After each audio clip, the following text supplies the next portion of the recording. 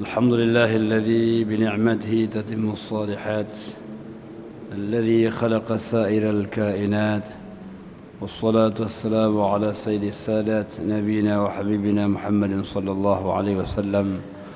اللهم لا علم لنا إلا ما علمتنا، اللهم علمنا ما ينفعنا وانفعنا بما علمتنا إنك أنت العزيز الحكيم. اللهم اشرح لي صدري ويسر لي أمري واحلل عقدة من لساني يفقه قولي. ربي زدني علما وارزقني فهما. فقال تعالى في كتابه الكريم وهو أصدق القائلين: وبهدي يهتدي المهتدون. أعوذ بالله من الشيطان الرجيم. بسم الله الرحمن الرحيم. وآمنوا بما أنزلت مصدقا لما معكم ولا تكونوا أول كافر به ولا تشتروا بآياتي ثمنا قليلا وإياي فاتقون. Alhamdulillah, segala puji kepada Allah Subhanahu wa taala, di mana pada kesempatan yang mulia ini Allah masih menghimpunkan kita pada majlis yang sangat mulia ini, yang baginda sallallahu alaihi wasallam menamakan dengan halaqul zikr, dengan riyadul jannah, dengan taman syurga. Adapun maknanya taman syurga itu adalah halaqul zikr, halaqah-halaqah yang menyebut nama Allah Subhanahu wa taala, yang menjelaskan tentang asmanya, menyebut tentang kaedah-kaedah ibadah kepadanya. Ini adalah taman syurga dalam dunia ini sebelum taman syurga yang sebenarnya. Selawat bering salam kita sampaikan keharibaan besar Muhammad sallallahu alaihi wasallam, Nabi akhir zaman yang mengajak kepada manusia untuk beribadah kepada Allah Subhanahu wa taala, yang memberikan kita jalan untuk mencapai ketenangan dan kebahagiaan dalam kehidupan dunia dan kebahagiaan dalam kehidupan akhirat. Ia mengajarkan kita, Rabbana atina fid dunya hasanah wa fil akhirati hasanah wa qina adzabannar. Ya Allah, berikan kami hasanah, kebaikan dalam dunia ini. Apa hasanah dalam dunia ini? Hasanah dalam dunia ini, kata Imam Al-Ghazali, al-ilmu wal-amal, al-ilmu wal-ibadah. Hasanah itu adalah orang punya ilmu dan mengamalkan ilmunya. Ya, orang berilmu kalau beramal, maka dia sudah memperoleh sebuah kebaikan. Nah, ini. Lalu al-hasanah, hasanah yang kedua di akhirat. Apa hasanah itu? Hasanah di akhirat itu adalah orang yang di penghujung perjalanan akhiratnya Allah masukkan dia ke dalam syurga. Nah, itu sudah habis. Mereka bertemu dalam syurga berarti sudahlah puncak ketenangan. Kalau Allah Subhanahu wa taala berfirman, "Faman zuhziha 'anil nari wa udkhilal jannata faqad faza." Orang yang selamat daripada jembatan neraka, masuk dia ke syurga, maka itulah sebuah kemenangan. Wa mal hayatud dunya illa mata'ul ghurur. Tidaklah kehidupan dunia ini kecuali kesenangan yang mempesona. Indah terlihat tapi tidak pada hakikat. Ya, kita lihat orang lain enak makan, tapi sebenarnya tidak seperti yang kita rasakan. Jadi oleh karena itu jamaah dirahmati Allah, kenikmatan dunia ini bila kita bisa menikmati apa yang Allah beri, bukan menikmati apa yang Allah beri kepada orang lain. Apa yang kita miliki kita nikmati, itulah namanya kesenangan dunia. Maka jangan lihat-lihat nikmat kepada orang lain, lihatlah nikmat yang Allah berikan kepada kita. Maka dalam agama kita diberikan sebuah simbol yang paling penting, sifat yang paling penting, namanya al-qanaah, memiliki rasa puas. Rasa puas. Jadi ya qatani bima atahu Allah, kita merasa puas dengan apapun yang Allah berikan kepada kita, maka di sanalah kita akan menghasilkan punca ketenangan. Ya, jadi oleh karena itu jemaah dirahmati Allah, enggak usah kemana-mana jauh kita mencari ketenangan itu, padahal bahtera ketenangan itu ada di dalam hati kita. Ya, jadi oleh karena itu jemaah dirahmati Allah, Ketika kita mengkaji ayat Al-Quranul Karim, sebenarnya Allah telah mengantarkan kita ke dalam bahtera ketenangan. Hamba Allah yang dimuliakan oleh Allah Subhanahu wa taala.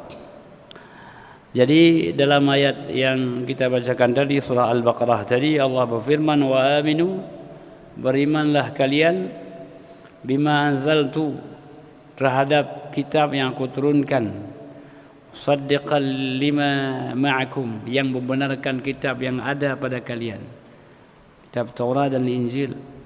Wala takunu awwala kafirin bih, janganlah kalian menjadi orang yang kufur kepadanya. Wala tashtaru bi ayati thamanan qalila, janganlah engkau menjual ayat-ayatku dengan harga yang sedikit. Jadi pembahasan kita pada hari ini adalah bagaimana maknanya menjual ayat-ayatku dengan harga yang sedikit. Jadi jemaah yang dirahmati Allah Subhanahu wa taala, di sini Allah akan mengajarkan kita bentuk keikhlasan dalam belajar dan mengajar. Mana ikhlas itu adalah kita membersihkan niat kita semata-mata hanya karena Allah Subhanahu wa taala, tidak karena dunia. Jadi kalau orang mencari ilmu karena dunianya, dia dapat dunianya, maka dia tak dapat Allahnya. Maka Allah Subhanahu wa taala lewat lisan Nabi sallallahu alaihi wasallam bersabda, man ta'allama ilman, orang yang belajar suatu ilmu, ilmu apapun yang dia belajar, mimma yabtaghi bihi wajh Allah taala, yang ilmu itu sebenarnya dapat menghantarkan dia dekat dengan Allah. Ilmu itu pada hakikatnya mendekatkan dia kepada Allah. Sebetulnya dengan ilmunya untuk orang Tuhan sebetulnya. Tetapi lalu la yu'allimuhu, kemudian dia tidak mengajarinya, la yata'allamuhu, tidak dia pelajarinya, illa ayyusiba bihi 'aradan minat dunia, kecuali dia coba pelajari itu untuk mendapatkan bahagian-bahagian porsi dunianya. Jadi maksudnya ternyata dia dengan ilmu itu dia untuk cari dunia. Maka Nabi mengatakan, lam yajid arafal jannati yaumal qiyamati, maka hari kiamat dia akan tak peroleh bau syurga sedikit pun. Baik dalam syurga mau be hanya. Artinya bahawa betapa penting keikhlasan kita ketika kita mencari ilmu pengetahuan itu, yang dengan ilmu itu kita mendekatkan kepada Allah Subhanahu wa taala. Makanya janganlah berubah niat untuk mencari dunia. Karena orang ketika dia mencari Allah, maka dunia akan ikut bersamanya. Jadi oleh karena itu jemaah yang dirahmati Allah Subhanahu wa taala, Nabi mengajarkan kepada kita keikhlasan, sehingga Allah Subhanahu wa taala berfirman, "Wa ma umiru illa liya'budullaha mukhlishina lahuddin."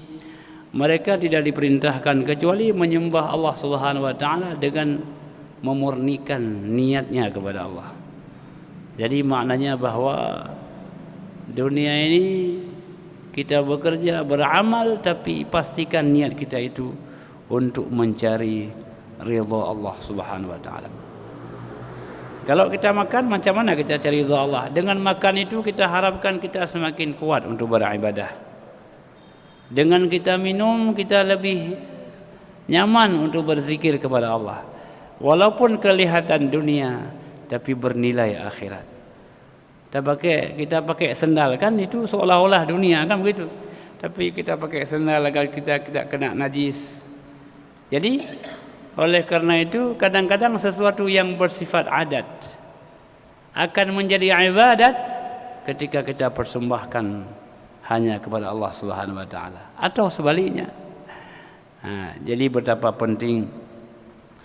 Makanya Imam An-Nawawi rahimahullahu taala dalam kitabnya bernama Al-Dzikr menyebutkan bahawa banyak ulama ketika membahas kajian ilmu apapun biasanya diawali dengan satu hadis yang penting. Hadis itu adalah innamal a'malu binniyat. Artinya kitab apa saja itu dahulu diawali innamal a'malu binniyat wa innama likulli imri'in ma nawa.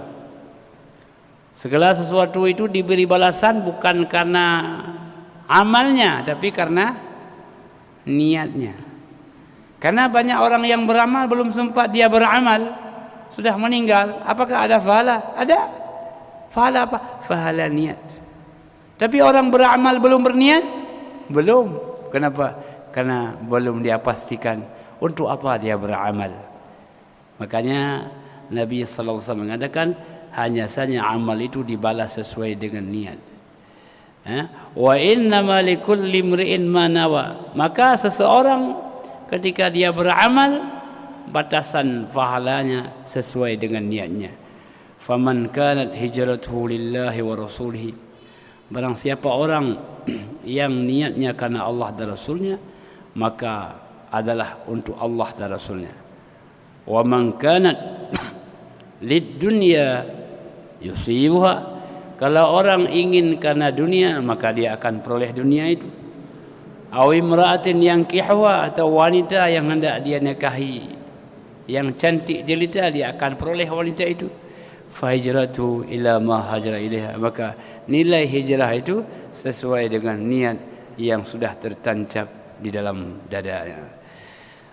Kita mungkin ada niat ada wanita cantik satu kan gitu. Maka dikisahkan hadis ini asbabul wurudnya adalah ketika perintah hijrah dari Makkah ke Madinah, ada seorang yang hijrah juga. Rupanya dia hijrah karena ada calon wanita yang cantik yang sudah berhijrah. Maka hijrahnya itu semata-mata karena wanita yang hendak dia nikahi itu. Jadi jamaah rahmati Allah Subhanahu wa taala, inilah poin niat sangat penting dalam hidup kita. Niyatul mu'min khairun min amalihi. Niat seorang yang beriman lebih baik daripada amalnya. Mungkin amal kita mungkin tidak baik lagi. Kenapa? Karena mungkin kita tidak sanggup berdiri, mungkin duduk kita tidak kuat, kan begitu. Tetapi niat kita bagus, tegar, maka yang Allah nilai adalah niat kita. Orang sudah berusaha sampai ke masjid, tidak sampai juga. Di tengah jalan dia sudah dipanggil oleh Allah Subhanahu wa taala, pahalanya sampai ke masjid walaupun badannya hanya di tengah jalan. Kan begitu. Oleh karena itu jemaah rahmati Allah, perlulah kita menancapkan niat yang ikhlas kepada Allah Subhanahu wa taala. Terkait dengan ini jemaah rahmati Allah, ada perbedaan pendapat ulama bagaimana hukum mengajarkan Al-Quran, mengajarkan ilmu. Boleh tidak kita mengambil upah? Dia tak peng, kan begitu. Apakah kalau kita ambil uang umpamanya, ambil upah, apakah dapat mengurangi nilai keikhlasan kita? Kan begitu. Apakah termasuk kalau kita mengambil uang itu mengganggu amal ibadah kita? Ada dua pendapat ulama. Ada mengatakan kalau kita mengajarkan ilmu-ilmu yang mendekatkan kepada Allah Subhanahu wa taala, tidak bolehlah diambil upahnya. Saya kata satu pendapat. Karena pendapat ini mengkiaskan dengan salat, mengkiaskan dengan puasa, mengkiaskan dengan haji. Habis salat kan kita tidak minta upah pada Allah. Maka mengajar pun kata pendapat pertama tidak boleh mengambil upahnya. Ini pendapat yang pertama. Maka jemaah rahmati Allah Subhanahu wa taala, pendapat ini mengutip juga ada sebuah hadis dari Abu Hurairah qala qultu ya Rasulullah, wahai Rasulullah, ma taqulu fi muallimin, bagaimana pendapat engkau pada orang-orang yang mengajar? Qala dirhamuhum haramun wa thawbuhum suhtun wa kalamuhum riya. Tanya dirhamnya itu adalah haram, pakaiannya itu adalah sebuah keharaman, ucapannya adalah riya. Ini pendapat yang pertama. Tapi pendapat ini kemudian ditolak oleh pendapat yang kedua.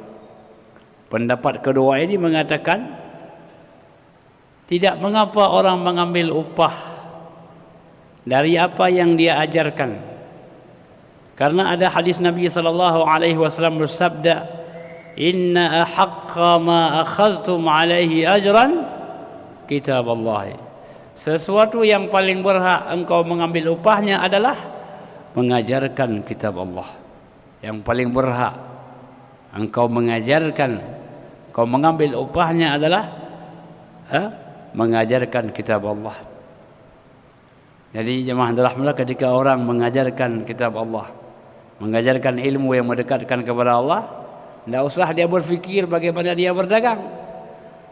Ini pendapat Imam Syafi'i, Imam Maliki, Imam Ahmad, Abu Thur, dan kebanyakan para ulama yang lain. Lalu pendapat yang pertama tadi mengatakan mengajarkan Al-Quran itu sama dengan orang salat, sama dengan orang yang puasa. Kata pendapat yang kedua, tidak sama. Kalau salat itu dia hanya untuk kepentingan pribadinya, tidak akan mengalir kepada orang lain. Sedangkan mengajar ilmu ini kan kita menularkan manfaatnya kepada orang lain, menularkan kebaikannya kepada orang lain. Banyak di antara para guru, beliau sudah fokuskan pada ta'lim mengajarnya.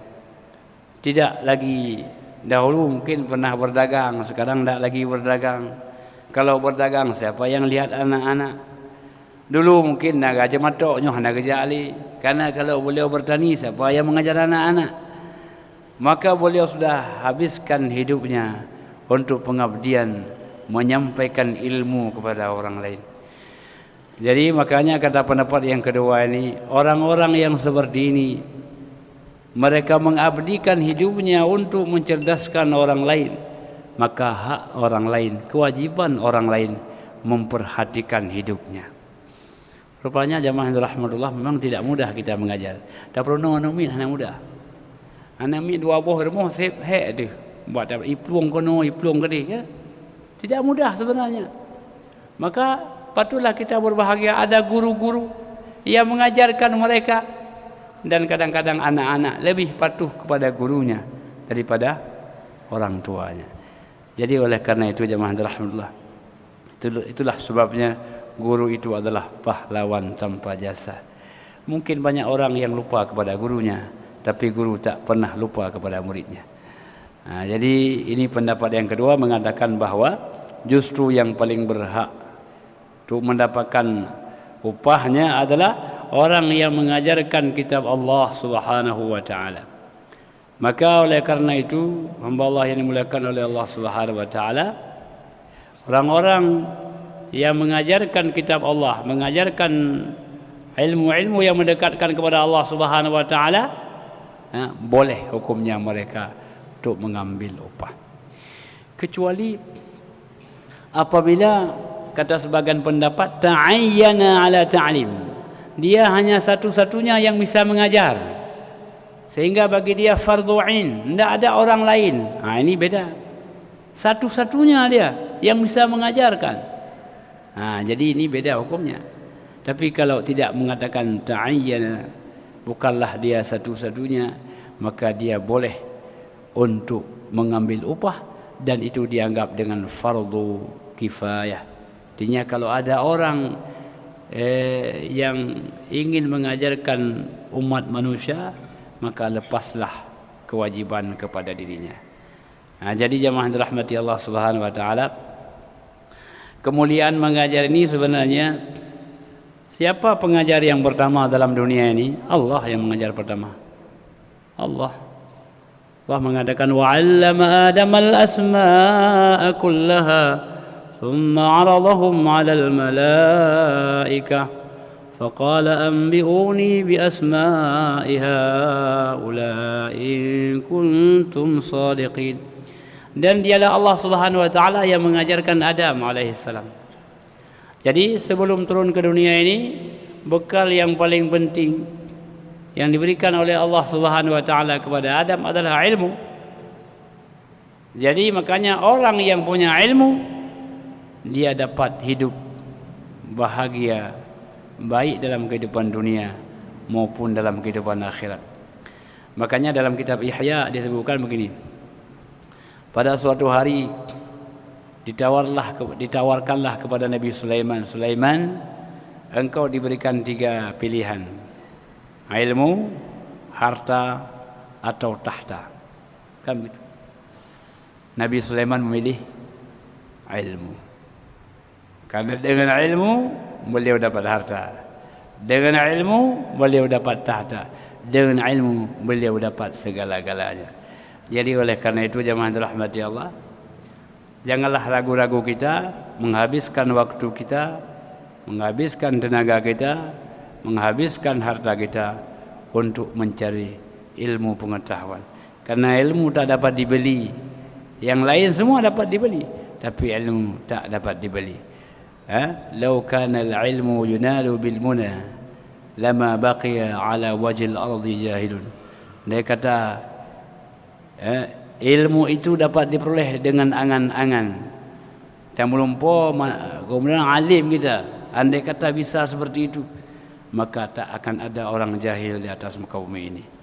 Jadi oleh karena itu jemaah dirahmati Allah, maka orang yang berilmu, orang yang mencari ilmu sama-sama dimuliakan oleh Allah Subhanahu wa taala. Orang mencari ilmu karena ilmunya. Orang mencari ilmu karena pencariannya, walaupun dia tidak punya ilmu, tapi pencarian ilmu itu sebuah kemuliaan. Sehingga Nabi mengatakan, "Man salaka tariqan yaltamasu fihi ilman sahhalallahu lahu bihi tariqan ilal jannah." Orang yang menempuh suatu jalan gejak, langgli, mungkin dengan harus lewat lautan, tujuannya untuk belajar, untuk mencari ilmu, maka Allah mudahkan baginya jalan untuk menuju surga. Jadi ilmu itu surga. Jadi jemaah dirahmati Allah Subhanahu wa taala, dalam ayat ini dibahaskan bahawa betapa penting orang mencari ilmu itu. Maka orang yang mengajar ilmu itu orang yang sangat berhak untuk mendapatkan ujrah atau upah mengajarkannya. Hamba Allah yang dimuliakan oleh Allah Subhanahu wa taala, jadi oleh karena itu andai kata orang yang diajarkan itu tidak punya kemampuan, bagaimana caranya? Maka kaum muslimin yang punya harta benda, teruslah dia membantu agar seseorang dapat mendapatkan ilmu pengetahuan. Hamba Allah yang dimuliakan oleh Allah Subhanahu wa taala, pada sebuah hadis Nabi sallallahu alaihi wasallam, beliau bersabda, al-ulama'u warasatul anbiya. Orang alim ini adalah pewaris para nabi. Fal anbiya'u la yuwarrithu dinara wala dirhama. Para nabi itu tidak mewariskan dinar, tidak mewariskan dirham. Fa innama warasu al-ilma, tetapi mereka wariskan adalah ilmu. Dia orang tua yang paling baik, orang tua yang mewariskan harta dan ilmu. Andai kata tak punya harta, cukuplah ilmu sebagai warisan. Sini hanapu anak sudah belajar, alhamdulillah. Tapi kalau bisa dua-duanya, bersyukur kita. Tapi minimal janganlah tinggal anak-anak kita tanpa ada warisan ilmu. Karena orang yang punya warisan harta tanpa ilmu, maka dia akan berkelahi dengan saudaranya. Anak ilmu harta ilmu yang ngabang ni. Tapi orang yang diwariskan ilmu tanpa harta, dia akan kaya nanti. Akan kaya dirinya, akan kaya keluarganya dan saudara-saudaranya.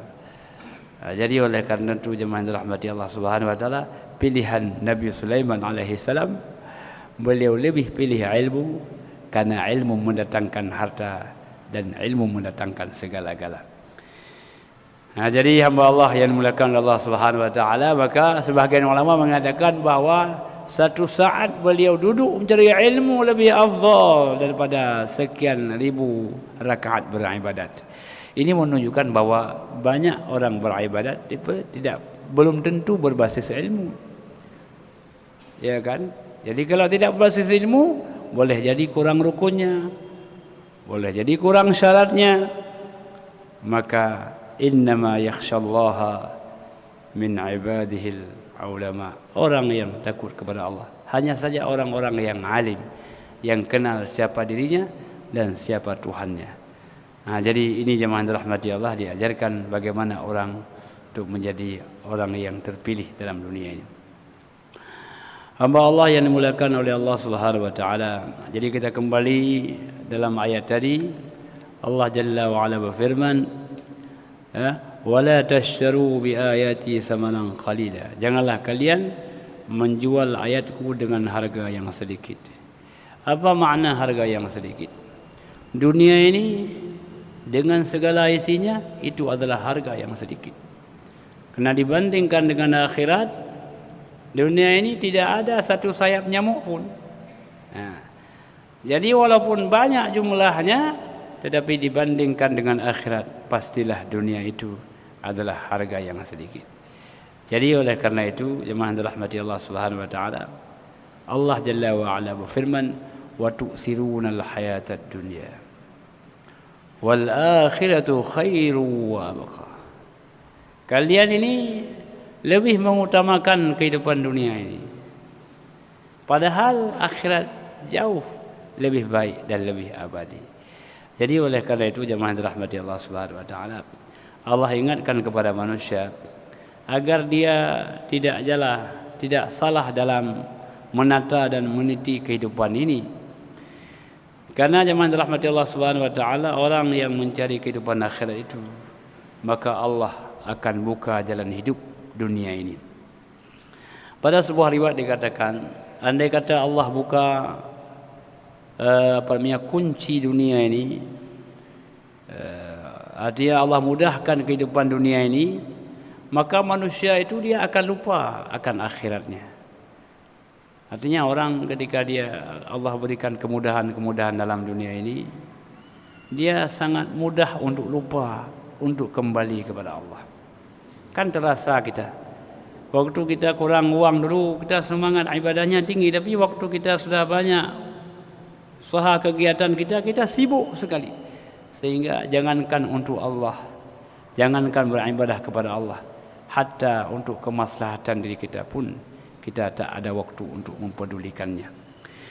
Jadi jemaah dirahmati Allah Subhanahu wa taala, maka Allah Subhanahu wa taala berfirman, innal abrara lafi na'im wa innal fujjara lafi jahim. Sesungguhnya ini bicara hari akhirat. Orang-orang yang abrar, mana orang-orang yang abrar ini kan abar dari bir artinya orang-orang yang baik. Birrun bermakna kumpulan kebaikan-kebaikan. Sehingga ketika orang katakan berbuat baik kepada orang tua, kita sebut birrul walidain. Hendaklah kita suguhkan semua kebaikan-kebaikan untuk orang tua kita, maka disebut dengan bir. Karena bir itu adalah kumpulan kebaikan-kebaikan. Beda dengan al-khair, beda dengan al-hasan. Kalau al-khair, kebaikan itu bisa juga bermakna harta benda, materi, ya khairun. Tetapi kalau birrun itu, kata sebagian ulama, dia adalah satu akar kata dengan barrun, satu akar kata dengan burrun. Kalau burrun artinya gandum. Orang tidak bisa hidup tanpa makanan pokok, katakanlah gandum. Kalau barrun adalah daratan, manusia tak bisa hidup di lautan, tak bisa pula di angkasa, dia pasti membutuhkan daratan. Maka ketika kita bilang birrun, kebutuhan kepada kebaikan, laksana kebutuhan kepada daratan untuk kita tinggal, dan kebutuhan kepada gandum untuk kita makan, itulah namanya birrun. Maka orang-orang yang abrar, orang-orang yang padanya terkumpul segala kebaikan, kebaikan dalam kehidupan dunianya, kebaikan kepada akhiratnya, kebaikan bersama tetangganya. Allah mengatakan innal abrara lafi na'im. Sesungguhnya orang-orang yang abrar ini sungguh-sungguh berada dalam kenikmatan. Kenikmatan syurga maksudnya. Wa innal fujjara lafi jahim. Dan orang-orang yang fujjar, orang-orang yang jahat itu sungguh mereka berada di dalam neraka jahanam. Jadi jemaah yang dirahmati Allah Subhanahu wa taala, inilah maknanya bahwa manusia hanya ada dua pilihan, apakah dia menjadi abrar ataukah dia menjadi fujjar. Tidak ada pilihan yang ketiga. Jadi oleh karena itu dalam ayat ini Allah Subhanahu wa taala memberikan pilihan kepada manusia, apakah dia menjadi orang yang abrar ataukah menjadi orang-orang yang al-fujjar.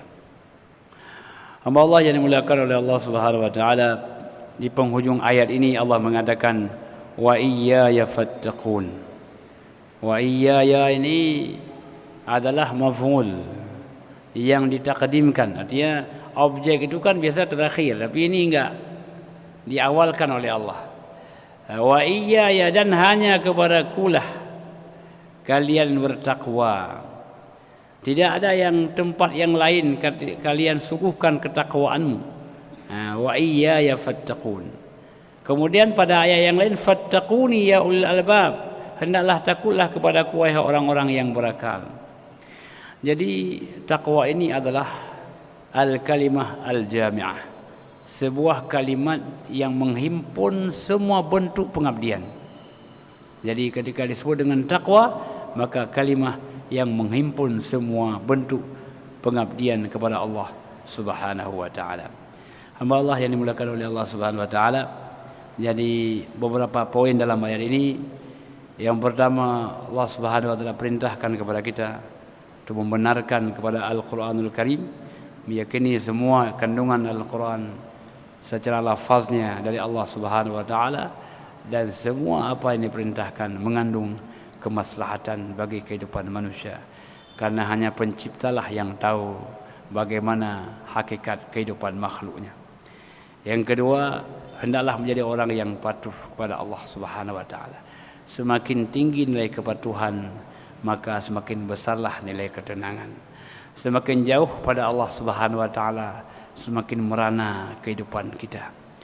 Maka sebagai penutup jemaah yang dirahmati Allah, mungkin juga pernah kita sampaikan, pada suatu hari iblis merasa merana dia karena jauh daripada Allah Subhanahu wa taala.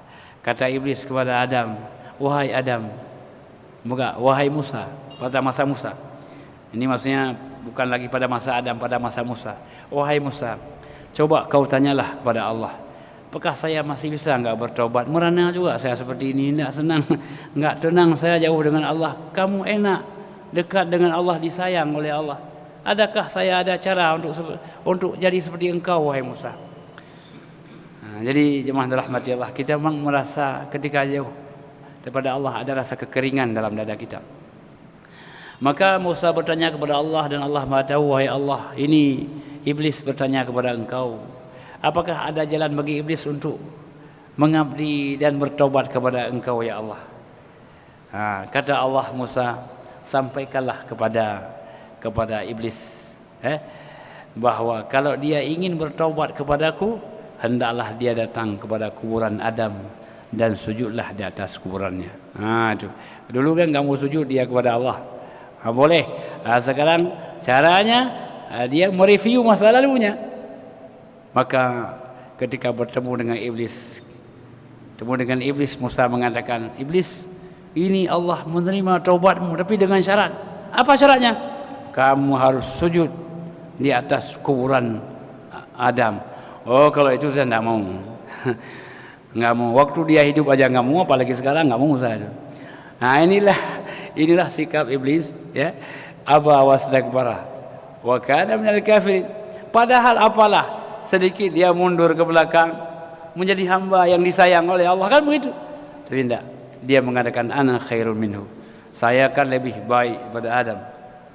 Mana boleh, saya ini kan lebih hebat pada Adam. Khalaqtani min nar. Aku kau ciptakan daripada api. Wa khalaqtahu min tin. Dia dari tanah. Masak. Jadi itulah persoalan iblis kemudian tetap menjauh dari Allah Subhanahu wa taala. Jadi hakikat kebaikan ini, hakikat ketenangan ini, hendaklah kita menjadi orang yang tawadhu'. Bukti tawadhu' mana? Bukti tawadhu' adalah orang yang banyak sujud. Wa kunu ma'as sajidin. Hendaklah engkau bersama orang-orang yang sujud. Semakin banyak sujudnya, semakin jauh penyakitnya. Sekarang ada proning itu kan, proning itu sujud ya. Ternyata sujud itu bukan hanya sebagai ibadah, tapi dia konsep kesehatan yang luar biasa. Jadi mungkin ahli kesehatan dapat mendalami lebih jauh. Kenapa kita harus sujud? Kenapa rumah yang ini disebut dengan masjid? Disebut dengan masjid, tempat sujud, bukan marka', bukan tempat rukuk kan begitu. Bukan makam, bukan tempat berdiri, tapi masjid, tempat sujud. Itulah mulia sujud, karena di sana ada nilai kita menundukkan diri, merendahkan hati bahwa Engkau ya Allah Maha Kuasa. Jadi jemaah rahmati Allah Subhanahu wa taala, marilah kita merendahkan hati kita menjadi orang-orang yang merasa dirinya banyak kesalahannya dan teman-temannya banyak kebaikannya. Jadi sebagai penutup adalah bahwa istilah yang paling mudah kita ingat, orang yang salah itu selalu merasa dirinya salah, dan orang yang salah selalu merasa dirinya saleh. Jadi itulah kira-kira untuk ungkapan bagaimana untuk memperbaiki diri kita. Semoga insya-Allah Allah selalu memberikan kita kepada jalan yang baik, bahagia dalam dunia dan kembali kepada Allah, masuk ke dalam syurganya. Amin ya rabbal alamin. Hadanallahu wa iyyakum ajma'in. Wassalamualaikum warahmatullahi wabarakatuh.